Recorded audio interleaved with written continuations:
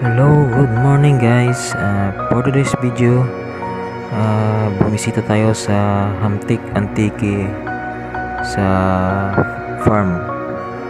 Ngayon pupunta natin si Mama dahil birthday niya ngayon at magluluto tayo ng konting handa sa isang konting salo-salo. Ngayon kasama natin ang mga pinsan ko at ito guys, tingnan nyo. Hindi lang manok ang nasa kulungan kundi pati baboy din. Yan guys. Kasi dati mayroon yan sakit kaya hindi namin nilagay sa mga kapatid niya. Yun guys, yung inahin kong baboy buntis na yan guys. At ito ngayon guys,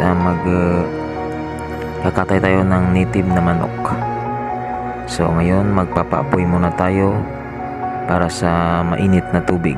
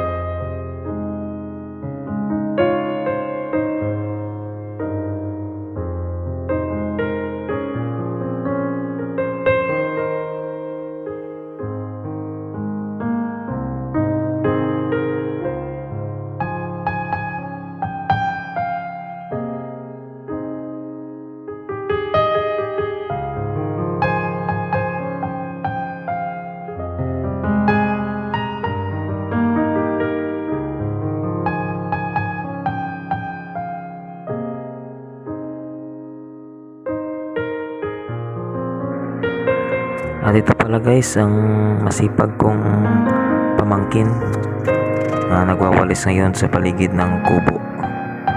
Ayan guys, kahit hindi mo na utusan, kusa na nagwawalis guys. At ito na guys, meron na tayong native na manok at lulutuin na natin. Adobong manok.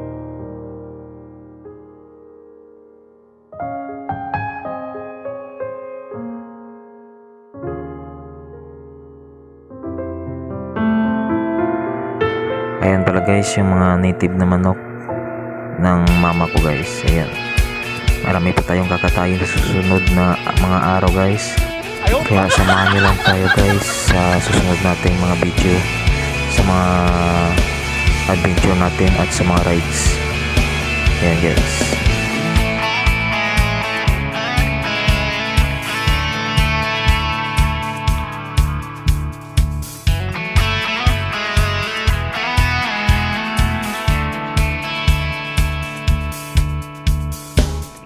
So ngayon guys ay naluto na natin lahat ng ating mga handa sa konting salo-salo at hindi na tayo nakapag-video guys sa iba nating mga ginawa, kaya maraming salamat guys sa panood ng ating video ngayon at marami pa tayong gagawin video sa susunod na mga araw guys.